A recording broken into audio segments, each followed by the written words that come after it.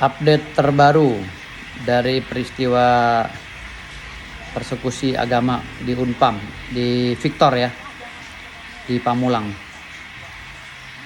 atau Setu tuh. Ya pokoknya yang kemarin lah ya, yang viral. Jadi alhamdulillah perkara ini akan segera dilimpahkan ke pengadilan ya melalui jaksa penuntut umum. Insya Allah akan naik tahap 2 dan kita kawal di pengadilan. Dan alhamdulillah juga undang-undang darurat sudah disematkan dalam perkara tersebut. Pak RT dengan kawan-kawan mendapat ancaman hukuman di atas 15 tahun penjara. Jadi ini buat efek jerah. Saya beberapa kali mencoba untuk dihalang-halangi oleh oknum-oknum tertentu dengan merebut surat kuasa, dengan merayu para pelapor agar tidak memakai jasa saya, dengan menjelek-jelekan saya sebagai pengacara tidak laku dan lain-lain. Saya tetap bersikukuh. Ya, alhamdulillah akhirnya perkara ini perkara tercepat, perkara penistaan agama tercepat yang ditangani oleh polisi. Rekor. Kenapa? Karena kerja kami tim lawyer dari Petir, Persaudaraan Timur Raya. Di bawah komando saya. Jadi banyak sekali orang-orang yang berupaya untuk menekan mental dari si pelapor dan saksi. Mencoba untuk mengganti kuasa, mencoba untuk menghalang-halangi, menggiring mereka ke kelurahan agar berdamai dan lain-lain, termasuk penawaran-penawaran mempermudah biaya kuliah dan lain-lain. Ya. Ini yang membuat saya miris. Padahal ini isu agama yang selalu berakhir dengan materai 6.000. Sekarang materai udah 10.000 ya. Selalu isu agama kaum minoritas yang selalu berakhir dengan materai. Makanya sekarang saya nggak mau. Saya pertahankan terus walaupun banyak orang yang ingin mengambil alih perkara ini. Alhamdulillah belum nyampe seminggu ini udah mau tahap 2. Semoga saja ini segera diadilkan. Saya akan kawal terus di pengadilan. Ya. Jadi kepada pemerintah Indonesia tolong ini diperhatikan, jangan diam aja, ini isu nasional. Jangan melihat siapa yang membawa perkara ini. Jangan melihat siapa yang mengawal perkara ini. Kalau ada yang bilang saya pengacara nggak laku lah, pengacara nggak berbobot lah, terserah kalian. Selama saya nangani perkara nggak pernah gagal. Seumur saya jadi pengacara, saya tidak pernah kalah. Hanya beberapa kali draw. Ingat, hanya beberapa kali NO. Ya, sisanya saya menang. Ya, jadi sehingga dalam kemenangan itu saya bisa kaya raya. Jadi jangan pernah menyepelekan seseorang. Ya, khususnya orang-orang yang menghasut klien saya ini. Ya, saya pengacara tidak pernah kalah. Silakan umumkan di dunia dan dimanapun. Saya tidak pernah kalah selama menjadi pengacara. Ya, kalaupun ada perkara yang di hold, bukan berarti saya kalah, tapi saya sedang mencari cara untuk menggugat balik. Ya, jadi gitu. Saya tidak pernah kalah. Mohon maaf kalau Anda menyepelekan saya tidak pernah kalah dalam menangani perkara. Ya, sehingga nama saya besar saat ini. Jadi bukan saya sombong, menyombongi orang sombong itu wajib.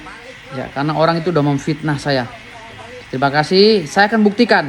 Ini akan diancam hukuman berat RT dan lain-lainnya. Tidak ada damai, dan jangan coba-coba masuk. Yang lain ya. Makasih. Tangerang Selatan bagaimana sikap dan penegakan hukum menurut Bang Hercules? Terima kasih. Selamat malam. Assalamualaikum warahmatullahi wabarakatuh. Saya Hercules sangat prihatin dengan kejadian yang terjadi di Kabupaten Tangerang Selatan yang saudara-saudara dari umat Nasrani yang mengadakan doa di tempat tinggal mereka, tapi tiba-tiba diserang oleh orang-orang dan yang mengaku orang-orang Muslim ya. Jadi saya sebagai orang Muslim dan saya prihatin sekali dengan kejadian itu. Kenapa itu harus terjadi? Orang berdoa kok orang harus minta izin ya. Negara kita ini adalah negara berpancasila, negara dari Sabang sampai berbagai agama. Kalau namanya negara orang berdoa sama. Jadi dari saya pribadi prihatin dan dan saya pribadi juga mengharapkan kepada aparat penegak hukum untuk menangkap pelaku-pelaku oknum-oknum yang atasnamakan Muslim untuk mengganggu atau menyerang, bahkan ada yang terjadi pembacokan. Nah, ini harus aparat penegak hukum, terutama bapak-bapak dari kepolisian Republik Indonesia, Bapak Kapolres dan seluruh jajarannya untuk menangkap pelaku-pelaku itu diadili dan masukkan mereka ke penjara supaya membuat efek jerah dan lain-lain nanti tidak akan terjadi lagi dan tidak berulang lagi mengatasnamakan Muslim. Dimana teman-teman agama Muslim. Agama Muslim ini di Indonesia paling besar di Indonesia. Jadi ini akan merusak nama besar nama baiknya umat Muslim. Jadi saya pribadi mengharapkan untuk Bapak Kepolisian, Kapolres, Kamsen untuk menangkap semua pelaku-pelakunya dan memasukkan mereka ke penjara semua. Terima kasih dari saya. Assalamualaikum warahmatullahi wabarakatuh. Buat kalian, saudara seiman gue, sesama umat Islam yang membela Palestina mati-matian tapi masih intoleran di negeri sendiri, dengerin. Alasan kalian mendukung Palestina itu adalah karena adanya penindasan, bener kan? Ada orang Islam yang sholat di masjid, dibom masjidnya. Orang Kristen yang ibadah di gereja, dibom gerejanya, bener kan? Nah, itu kelakuannya siapa? Zionis kan? Zionis. Nah, bedanya apa sama kalian? Orang Protestan membuka tempat ibadah di rumahnya, digerebek, dibubarin, gak diizinin. Dengan alasan, itu kan bukan rumah ibadah, gak boleh tuh, gak resmi tuh. Masa ibadah di rumah? Ya gimana mau ada izin resmi? Orang setiap mereka minta surat perizinan aja tuh gak pernah disetujui. Gak pernah dikasih keleluasaan untuk ibadah. Nah, baru-baru ini nih, orang Katolik lagi doa rosario, lo bayangin lagi doa gitu loh. Dibubarin, pakai kekerasan. Itu akhlak Zionis, tau gak lo? Rasulullah Shallallahu Alaihi Wasallam aja berperang itu dengan orang-orang yang memang mengajak perang, bukan dengan orang-orang yang lagi berdoa loh. Malu banget gitu, kayak gue minta maaf ya, maaf. Saya melihat makin kemari semakin marak dan semakin banyak ya kumpulan kelompok-kelompok yang mengatasnamakan agama tertentu, dalam hal ini ya oknum-oknum umat Muslim yang kemudian membubarkan ibadah agama-agama lain non Muslim dengan alasan, dengan dalih bahwa kemudian tempat ibadahnya tidak mempunyai izin. Saya tidak mau membahas terkait unsur-unsur hukumnya ya, karena ini sudah terlalu umum ya. Saya mau memperjelas asasnya. Ketika orang berkumpul untuk beribadah, katakanlah diadakan atau didirikannya rumah ibadah, dan kemudian rumah ibadah itu tidak memiliki izin ya, katakanlah tidak memiliki izin, itu ranahnya administrasi. Dan dalam konteks administrasi ini tupoksinya ya penyelenggara pemerintah yang mengurusi administrasi tersebut. Tidak ada urusannya kelompok-kelompok tertentu yang mengatasnamakan agama-agama tertentu itu kemudian turun tangan untuk membubarkan orang beribadah. Ini namanya perlakuan main hakim sendiri. Ya, gitu loh. Kalau kemudian ya masyarakat merasa bahwasannya adanya kelompok orang beribadah yang tidak memiliki izin, yang kalian demo itu kantor pemerintahnya. Kalian pergi ke kantor pemerintah, kantor wali kota, ya, kemudian atau ke Kementerian Agama, kalian tanya, kenapa kelompok itu bisa beribadah tapi rumah ibadahnya belum ada izin? Kesana kalian tanya. Bukan kemudian orang beribadah, kalian datang untuk membubarkan. Saya sebelum membuat video ini, saya sudah berkonsultasi dengan para sesepuh saya yang sangat saya hormati, para kiai-kiai.